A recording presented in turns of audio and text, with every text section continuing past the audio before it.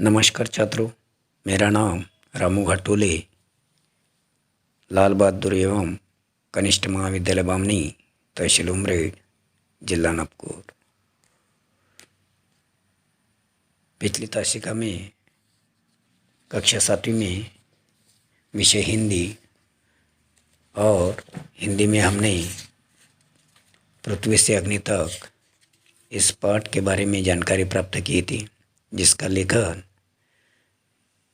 APJ Abdul Kalam जी ने किया था, जिनका जन्म 15 अक्टूबर 1931 रामेश्वरम, तमिलनाडु में हुआ था, जिनकी मृत्यु 27 जुलाई 2015 को हुई है।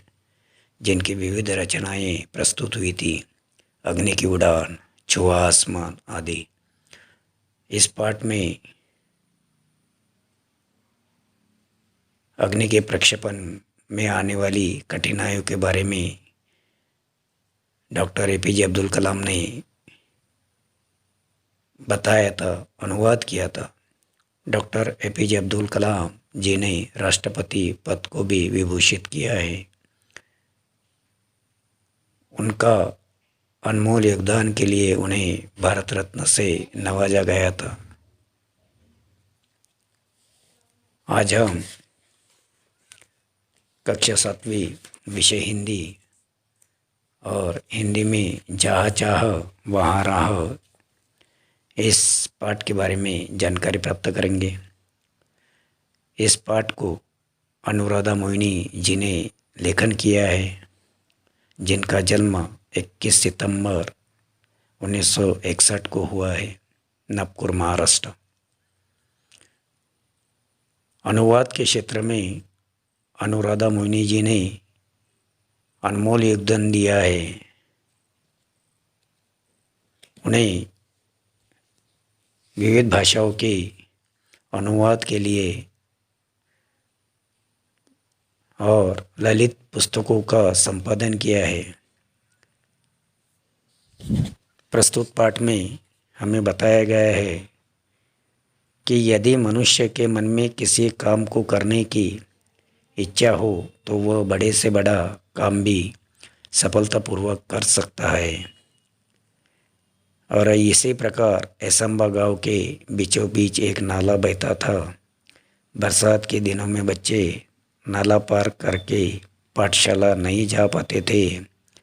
बच्चों ने आपस में सलाह की और नाले पर पुल बनवाने का निश्चय किया। गांव के सब लोगों ने चंदा इकट्ठा किया, सामग्री खरीदी, बुजुर्गों के अनुभव से लाभ उठाया और गांव के सभी लोगों ने विद्यार्थियों का साथ दिया और 15 दिनों में सामूहिक श्रमदान से पुल बनकर तैयार हो गया। तो ये कहानी चालू होती है। इस कहानी में हम देखते हैं कि ऐसंबा गांव का एक गांव था, जहां पर पाठशाला की घंटी बजी। धुआंधार बरसात हो रही थी। वर्षा के कारण प्रार्थना मैदान पर न होकर कक्षा में संपन्न हुई। उपस्थिति लेते हुए गुरुजी ने देखा कि आज कक्षा में बहुत कम विद्यार्थी है। आज इतने विद्यार्थियों के अनुपस्थिति रहने का कारण क्या है? उन्होंने विद्यार्थियों से पूछा। वही नाला गुरुजी, बच्चों ने उत्तर दिया। सबने एक स्वर में उत्तर दिया। ऐसंबा गांव के ठीक बीचों बीच एक नाला बहता था। गांव की बस्ती नाले के एक तरफ थी और पाठशाला और खेती दूसरी तरफ थी। मतलब बीचों बीच एक नाला बहता था। बरसात के दिनों में नाले में कई बार 4-5 फीट पानी भरा रहता था। बीचों बीच जो नाला रहता था उसमें 4-5 फीट बोलो तो आदमी भर पानी रहता था। बरसात के दिनों में नाले में कई बार 4-5 फीट पानी भरा रहता था। बड़े बुजुर्ग तो किसी तरह अपने गाय बैलों की सहायता से नाला पार करके खेतों में चले जाते थे, किंतु पाठशाला आने के लिए नाला लांघना बोलो तो पार करना विद्यार्थियों के लिए असंभव सी बात थी।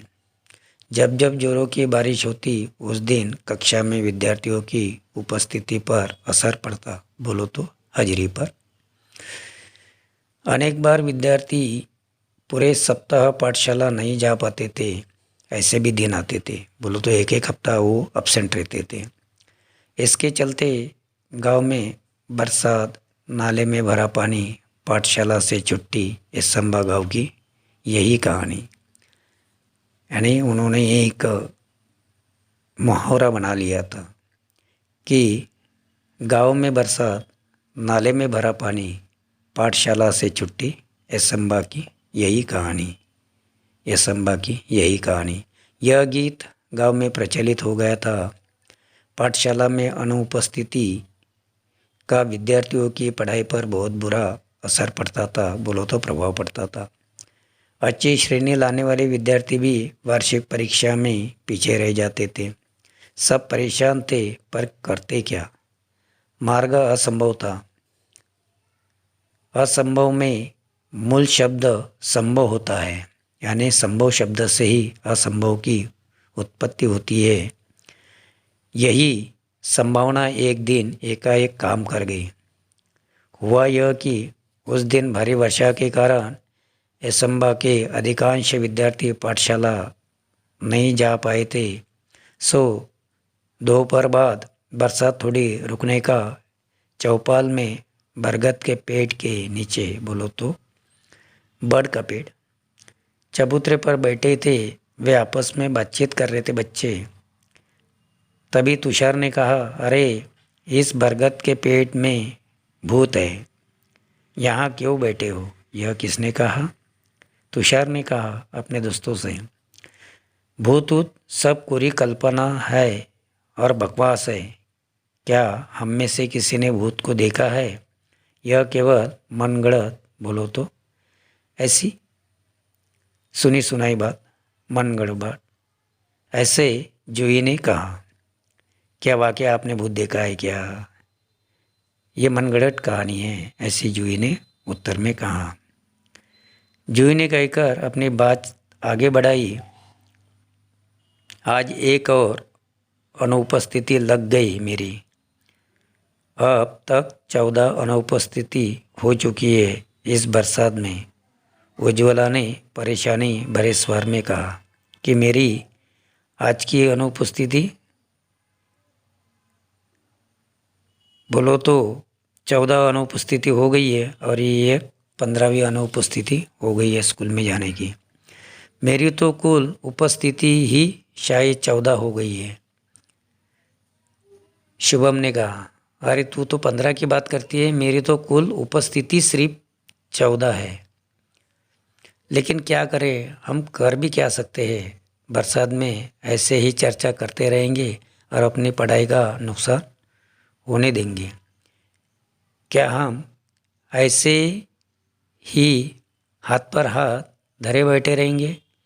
ऐसे आशीष ने गंभीर स्वर में बोलो तो दुख भरे स्वर में सोच विचार के स्वर में पूछा कि हम ऐसे ही हाथ पर हाथ धरे बैठेंगे और हमारी स्कूल ऐसे ही गिरती रहेंगी, पढ़ते रहेंगी, हमारा नुकसान पढ़ाई का होते रहेगा?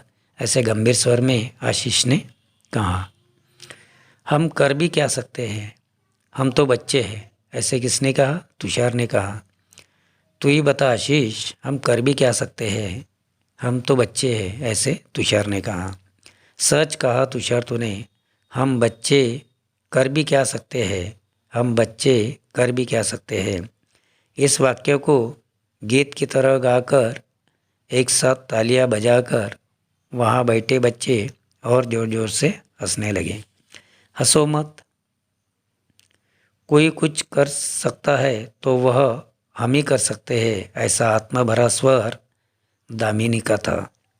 यानी कि उन्होंने हताश होने नहीं दिया और दामिनी ने बीच में कहा कि हंसो मत, जो कुछ भी करना है या जो कुछ भी हम कर सकते हैं वो कौन करेंगे, हम ही कर सकते हैं। ऐसा आत्मभरा स्वर दामिनी ने सभी के सामने बोल दिया। हर समस्या का निदान संभव है। प्रकृति ने विचार करने के लिए हमें बुद्धि दी है। मुझे विश्वास है कि हम सब मिलकर विचार करेंगे, सोच बीच करेंगे और कोई ना कोई रास्ता, कोई ना कोई हल या मार्ग अवश्य मिलेगा। कोशिश करने वालों की कभी हार नहीं होती। दामिनी की इस मुहावरों का बातचीत का माहौल बदल गया। दामिनी के एक मुहावरे से बातचीत का माहौल बदल गया। हर कोई गंभीर होकर समस्या के हल के बारे में, बोलो तो उत्तर के बारे में सोचने लगा। हल मिल गया। हम बरसात में भी पाठशाला जा सकते हैं। यह आशीष की आंखों ने चमक और स्वर के उत्साह के साथ उसने बात की। वह कैसे? सबने एक साथ पूछा। हम नाले पर पुल बनाएंगे। पुल? मित्रों ने स्वर में आश्चर्य को भांपकर आशीष ने आत्मविश्वास पूर्वक उत्तर देते हुए कहा, हाँ दोस्तों, पुल। विज्ञान की पुस्तक में हम सबने पुल की जानकारी पढ़ी है। जब कभी शहर गए हैं, बड़े बड़े पुल देखे भी है। अंतर्जाल से हम जानकारी भी प्राप्त कर सकते हैं। गांव का नाला बहुत ज़्यादा चौड़ा नहीं है, बोलो तो ज़्यादा अरुण नहीं है, चौड़ाई नहीं है उसकी। हमें लगभग 10 फीट का पुल बनाना होगा। पुल बनाने का विचार जंगल की आग की तरह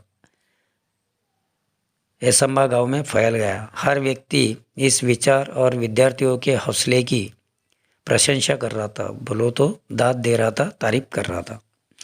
विद्यार्थियों ने छोटे छोटे समूह बनाकर इस प्रकल्प की बारीकियों से काम करना शुरू कर दिया। यह प्रोजेक्ट के बारे में, प्रकल्प के बारे में छोटी छोटी बारीक सारीक जो बातें थी, जो लगने वाली थी सामग्री, इसकी सब बारीकी से सूची बनाई। सामग्री खरीदने के लिए 20-20 रुपये एकत्रित करना आरंभ किया। अब तक पाठशाला के शिक्षक और गांव के लोग भी सहायता के लिए आगे आ चुके थे। देखते ही देखते सामग्री के लिए आवश्यक राशि जमा हो चुकी थी। बुजुर्ग यानी जो अनुभवी और उम्र वाले, अधेड़ उम्र वाले, ज़्यादा बूढ़े लोग, अनुभवी लोग, युवाओं की शक्ति, विद्यार्थियों का उत्साह, सब साथ मिलकर काम कर रहे थे। संगठित प्रयासों के कारण काम को आकार देने लगा। संगठित बोलो तो एकत्रित कर्मों के कारण, काम के कारण, सभी के प्रयासों के कारण हमारे काम को आकार आने लगा, मजबूती आने लगी। सीमेंट के पाइप खरीदे गए, पत्थर इकट्ठे किए गए, ईंटें लाई गई, बंजर जमीन से मिट्टी खोदी गई। बंजर बोलो तो जहाँ पे खेती बाड़ी नहीं होती है, वहाँ से मिट्टी खुदाई गई। गांव के छगन बाबा नामक एक बुजुर्ग ने प्रचुर मात्रा से रेत उपलब्ध करा दी, बोलो तो रेती। पुल बनाने के लिए पूरे गांव के हाथ एक साथ मिट्टी का भराव करने लगे। हर दिन स्वप्न पूर्ति की ओर एक एक कदम बढ़ने लगा था। अंत आनंद की वह सुबह भी आ गई। वर्षा की कठिनाई दूर हुई। केवल 15 दिनों में ग्रामीणों और विद्यार्थियों के सामूहिक श्रमदान से पुल बनकर तैयार हो गया था। पूरे गांव के लिए ये एक अद्भुत उपलब्धि थी। सभी ने एकता, संगठन और श्रमदान का महत्व भी समझा दिया। यानी कि जो एकता में, संगठन में और श्रम में जो महत्व है, यानी कि श्रम हम कैसे कर सकते हैं, जब तक हम लोग एक हो नहीं सकते, संगठित हो नहीं सकते, तब तक हमारा श्रमदान महत्वपूर्ण नहीं रहता है। इसीलिए सभी ने एकता, संगठन और श्रमदान का महत्व भी समझाया। बरसात में इस बार भी नाले में पानी भरा था। पर विद्यार्थी हंसते खेलते पुल से पाठशाला की ओर जाने लगे। पुल भी विद्यार्थियों के हौसले की दाद देता, यानी तारीफ करता। मानो मनी मन कह रहा था, जहाँ चाह वहाँ रहा। जूही ने अपने बड़े भाई की सहायता से पुल के उद्घाटन का वृत्तांत बनाया और संगणक की सहायता से शिक्षा निरीक्षक के सामने प्रस्तुत किया। इस तरह हम लोगों ने इस पाठ से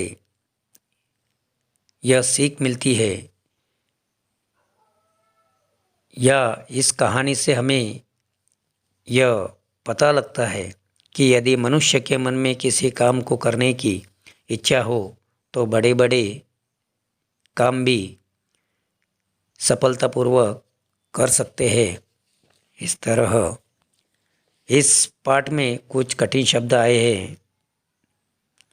धुआंधार, बड़े जोर से, लांघना बोलो तो पार करना, असर बोलो तो परिणाम, प्रचलित बोलो तो जिसका चलन हो, संभावना बोलो तो कल्पना, बकवास बोलो तो व्यर्थ की बातें, मनगढ़ंत बोलो तो मन से गढ़ा हुआ, आत्मविश्वास बोलो तो भरोसा, विश्वास, निदान बोलो तो उसका समाधान करना, माहौल बोलो तो वातावरण, हल बोलो तो निराकरण करना, भापना अंदाजा लगाना, हौसला बोलो तो हिम्मत, साहस, राशि बोलो तो धन आणि पैसा, प्रचुर बोलो तो अधिक, प्रवास बोलो तो कोशिश, प्रयास बोलो तो कोशिश, उपलब्धि बोलो तो प्राप्ति।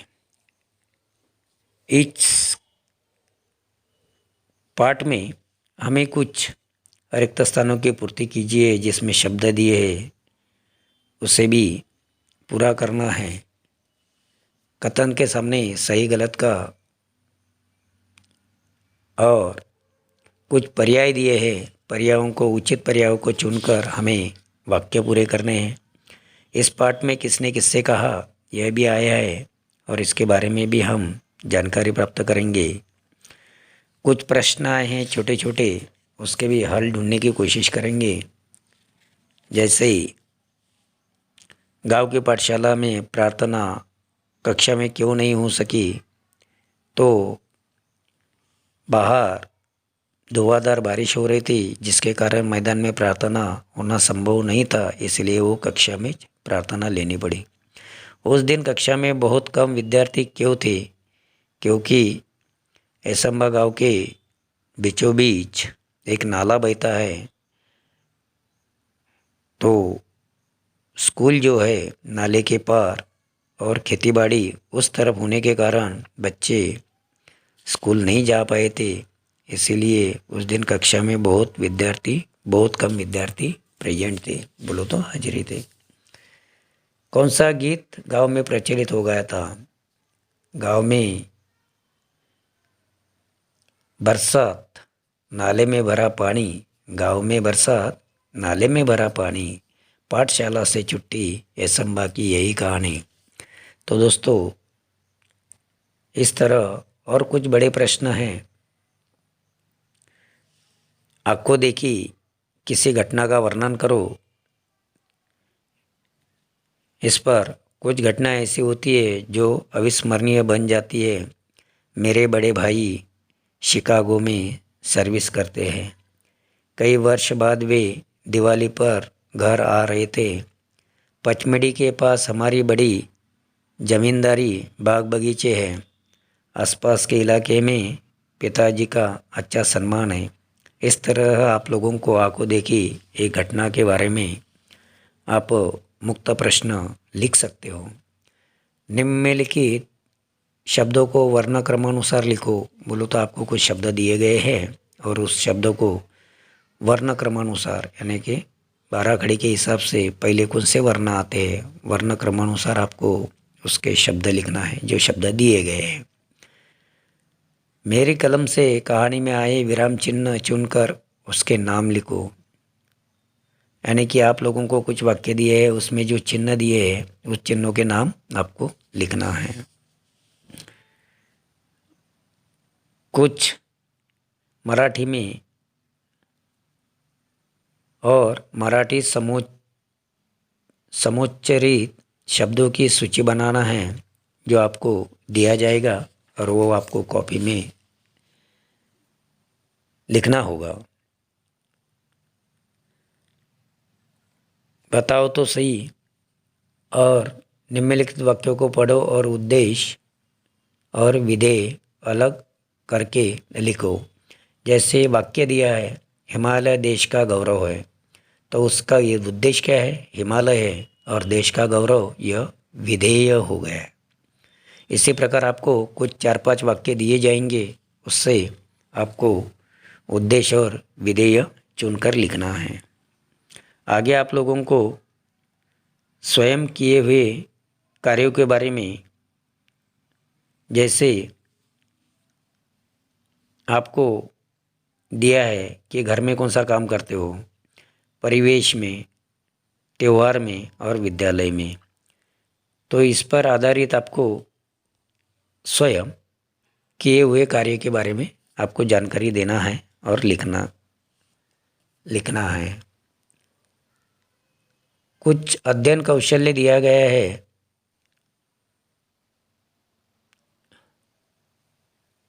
उसके बारे में भी आपको, जैसे अध्ययन कौशल्य में रोग और उसका टीका, यानी कि एक आधा अगर रोग होगा तो उसके लिए कौन सा टीका लगाना पड़ता है। जैसा तपेदिक, यानी जिसे टीबी बोलते हैं हम लोग अंग्रेजी में, तो उसके लिए कौन सा टीका लगाते हैं, बीसीजी। कौन सा टीका लगाते हैं हम लोग, बीसीजी का। डिप्थीरिया, डिप्थीरिया ये एक रोग का नाम है और उसके लिए टीका हम लोग डीपी टीका लगाते हैं। खसरा एक रोग का नाम है और उसके लिए हम लोगों को टीका अगर लगाना है खसरे के लिए, ये रोग के लिए, तो MMR का हम टीका लगाते हैं। रोटा वायरस, रोटा वायरस ये जो रोग है इसके लिए रोटा वायरस टीका उपलब्ध है और वो टीका लगाना चाहिए। टाइफाइड, यानी कि टाइफाइड, मोती झरा बोलते हैं हम लोग, टाइफाइड, तो टाइफाइड के लिए टाइफाइड का टीका निकला है। रूबेला, रूबेला ये जो रोग है, रूबेला के लिए MMR ये टीका लगाना चाहिए। हेपेटाइटिस ए ये जो रोग है इसके लिए हेपेटाइटिस ए टीका लगाना चाहिए। और टिटनस, ये टिटनस नाम का जो रोग है, टिटनस नाम के लिए टिटनस टॉक्साइड का टीका लगाना चाहिए। दोस्तों, आप लोगों को इसमें जो माहिती दी गई है और जो भी सुझाव दिए गए हैं, इस वीडियो के माध्यम से आप लोग देखना ना भूलें। इस वीडियो को आप पूरी तरह देखना ना भूलें। इसमें आए कठिन शब्दार्थ और दी गई माहिती आपकी कॉपी में पेस्ट करना या लिखना ना भूलें। अगली तासिका में हम आपको इस पाठ के बारे में और इस पर आधारित कुछ प्रश्न आपको देंगे, उसे लिखना ना भूलें। इस चैनल को आप सब्सक्राइब, लाइक करना ना भूलें। धन्यवाद।